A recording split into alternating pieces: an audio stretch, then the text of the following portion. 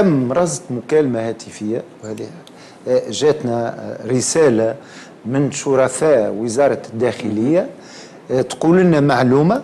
تم رصد مكالمة هاتفية بين مسؤول في الحكومة، مسؤول كبير في الحكومة، ورئيس حزب سياسي قبل ساعات من تنفيذ عملية الاغتيال، ليسأل إن كانت العملية سيتم تنفيذها أم لا.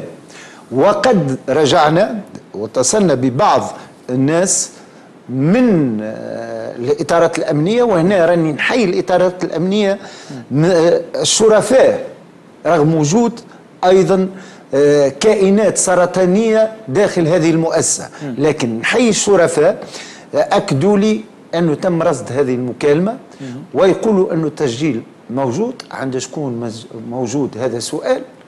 جاتنا ما يدل على ذلك وتأكدنا من ذلك إلى حد كبير. هذه أسئلة عديدة إضافة للسؤال اللي سألته قبل قليل، وهو فيما يتعلق الاحتياطات الأمنية المريبة والمريبة جدا على غير العادة، اللي يوم 24 يعني كما اليوم حتى نهار 25 زاد، و25 كانت حول مقر مونبليسير نتاع حركه النهضه. نزيدوا نوضحوا بسرعه شويه ما عندنا برشا وقت. الكلام اللي حكاه الاخ مراد جانا في الرساله اللي وصلتنا في 28 سبتمبر اللي فات.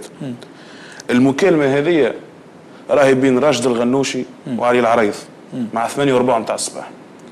راشد الغنوشي يسأل علي العريض على انه العمليه باش تتنفذ ولا ماهيش باش تتنفذ. هذا نهار 25 معلومه معناها مانيش لاقي الوصف نتاعها. المعلومه هذه اكثر من اختيار. هذا اللي يزيد ياكد لنا اتهاماتنا حركه النهضه. راه وقت نقولوا حركه النهضه ماناش نفدلكم وماناش نتبلوا على العباد. حركه النهضه وباش تبقى حركه النهضه هي المتهم الاول، سواء جنائيا والا سياسيا وحتى اخلاقيا.